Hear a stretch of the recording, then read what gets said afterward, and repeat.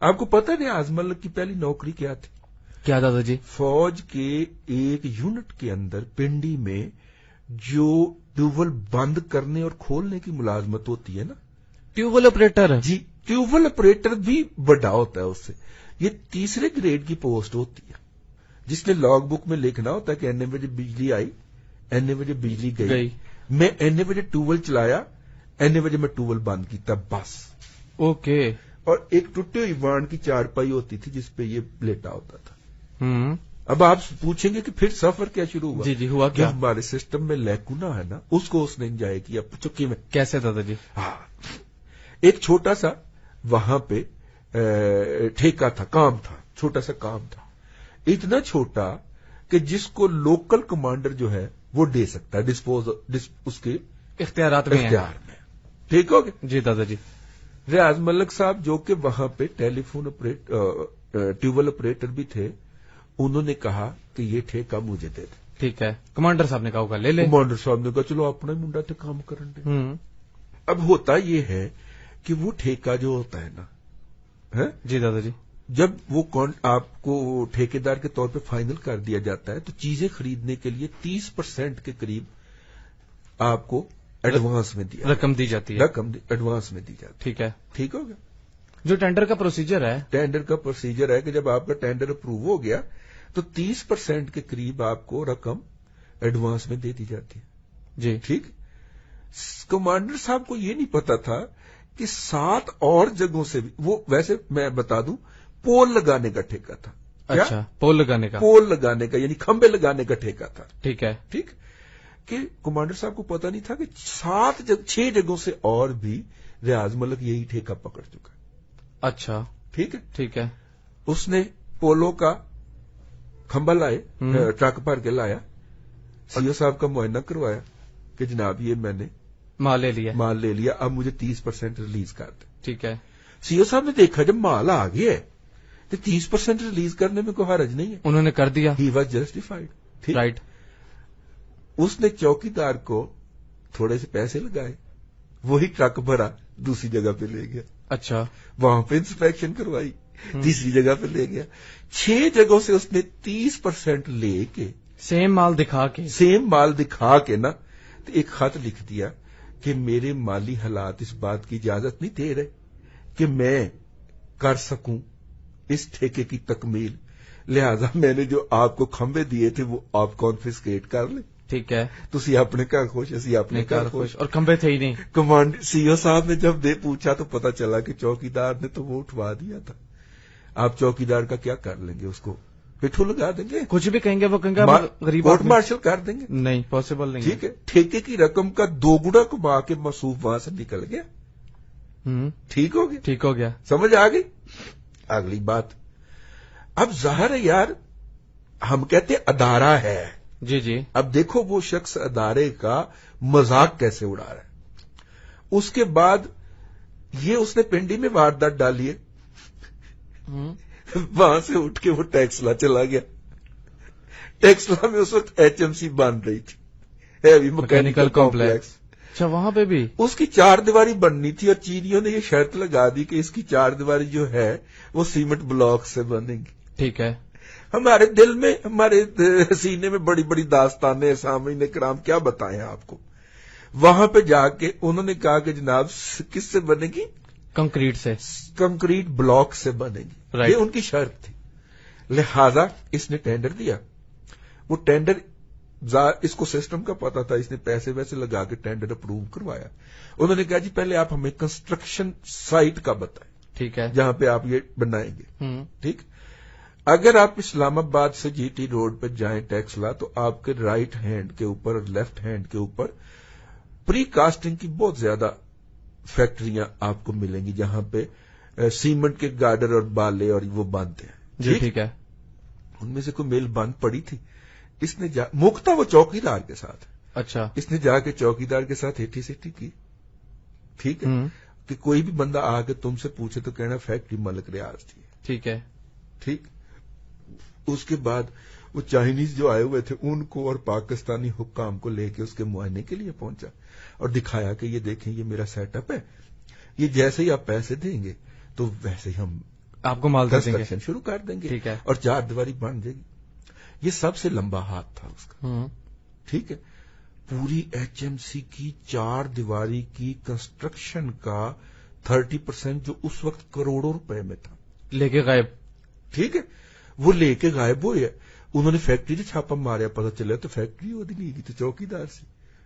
مالک تک پہنچے, مالک نے کہا ہمیں تو پتہ ہی نہیں, اس نے چوکیدار کو فارغ کر دیا.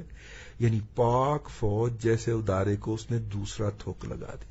اور کروڑوں سمیٹے اس بندے نے, کروڑوں سمیٹ کے وہ وہاں سے بھاگ گیا کراچی. پتہ اس کو چل گیا ہوا تھا کہ فوج کے سسٹم میں بڑی انی پڑی ہوئی ہے. ٹھیک ہے. ٹھیک ہے. فراڈ ہو گیا, اپنے بندے کو پینلائز کر کے وہ فارغ ہو جاتے ہیں کہ دیکھیں جی ہم نے قانون کے مطابق کاروائی کر دی. اب وہ سویلین ہے, اس سے ریکوری کے لیے مقدمہ فائل کرتے ہیں. اور مقدمات کا آپ کو پتا کچھ نہیں بنتا. وہاں پہ جناب جب یہ گیا اور اس نے پھر جا کے وہاں پہ بحریہ کے چھوٹے موٹے ٹھیکے لینے شروع کیے. وہارف کے اوپر یہاں پہ جناب باڑ لگنی ہے, یہاں پہ 4 دیواری ہونی ہے, یہاں پہ پھول بوٹے لگنے ہیں, اس طرح کے ٹھیکے تھے. ایک دن نا ایڈمرل منصور الحق صاحب دی بیگم نو گیٹ نہ پسند آ گیا, جیڑی انہاں دی آفیشل ریزیڈنسی اودا. اچھا جی. تانوں پتہ پھر جرنیلاں دی بیگماں تے کمال دیاں ہوندیاں نے. انہوں نے کہا مینوں شام تو پہلے دروازہ جڑا نا یہ چینج چاہیے. ٹھیک ہے. ایتھے ہن اینٹر ہوندا او بندہ جڑا میرا راوی ہے نا ساریاں گلاں دا. وہ کہندا وہ بد قسمت کڑی سی کہ میں کیا کروں, آدمی ہے, بیگم دا موڈ خراب ہے, ایڈمرل صاحب نو جی انہیں پمپ کر دیتا تے اسی تے گئے, لہذا میں نو کیا یار کوش ہو جائے, ایک بیگم نو گیٹ دے حوالے نال مطمئن ہونا چاہیے. ٹھیک ہے. وہاں پہ پھر ملک ریاض کی انٹری شام دی 6 بجے نے, انہیں نوٹس کتنے دا دیتا ہے 8 بجے تک. 8 بجے تک گیٹ ٹھیک نہ ہویا تو میں تہاڈی ایسی تیسی کر دیں گی. اچھا جی. ٹھیک ہو گیا. یہ جناب انہیں تعارف کرایا کہ جی ایک کرو آدمی ہے. ٹھیک ہے. ملک ریاض اس کا نام ہے. ملک ریاض ہے. یہ جناب سارے کام کر سکتا ہے.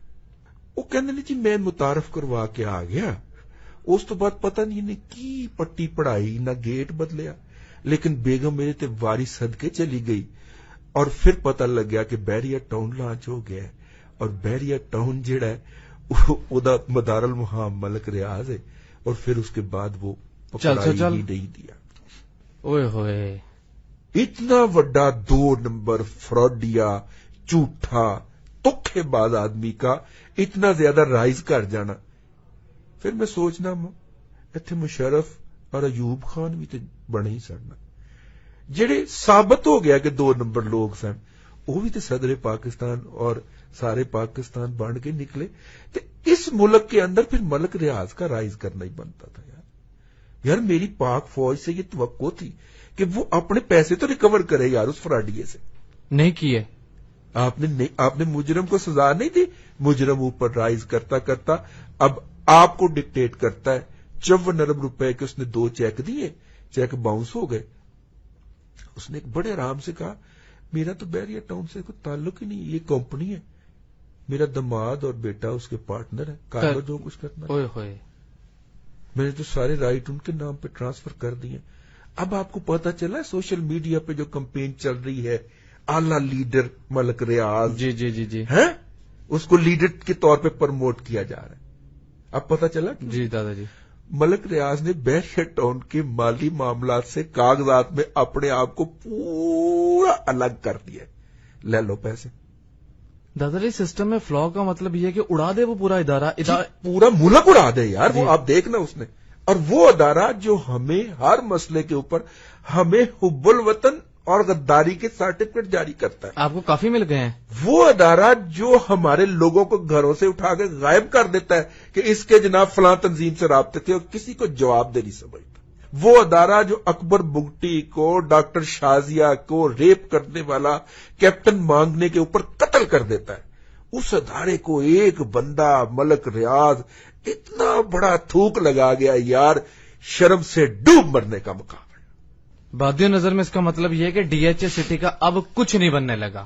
اسی طرح میں آ رہا تھا. اس کا مطلب ہے جس کے پاس ڈی ایچ اے سٹی کی فائل ہے وہ فاتحہ پڑھ دے, وہ فاتحہ پڑھ دے. اگر اس کو رحیل شریف نہیں کروا پایا, اس کو کوئی مائی کا لال نہیں کروا پایا. انا للہ و انا الیہ راجعون. پاکستان کے اوپر بھی اور پاکستان کے سب سے بڑے ادارہ ہونے کے دعوے دار کے اوپر بھی. ہائے ہائے ہائے ہائے ہائے، کس کو روئیں ہم، کس کو روئیں ہم. ٹھیک ہے، اگر ایک کام آرمی چیف نہیں نہ کروا سکتا وہ کام کوئی نہیں کروا اس سکتا ملک میں کوئی نہیں کروا سکتا، کیونکہ اوپر اللہ. اور وہ بڑے دھڑلے سے آرمی چیف کو سینہ بخا کے نکل گیا، جب کر لا جو کچھ کر. AK-47 کی گولی نہیں مار سکتا، کچھ نہیں کر سکا. آپ کو اندازہ نہیں ہے اس کی دفاع میں کتنے جرنیل کھڑے ہو گئے تھے. میں آگے بتانا نہیں چاہ رہا، مجھے اپنی جان بھی عزیز ہے، یہ نہیں برداشت کر جانتے بڑا. پھر میں یہ کہوں کہ اس نے ادارے میں لوگ خریدے ہوئے ہیں، پھر لگائیں مجھے پھانسی. ہم یہ نہیں کہہ سکتے. مجھے ان شہیدوں کے خون کا فاتحہ نہیں پڑھنی.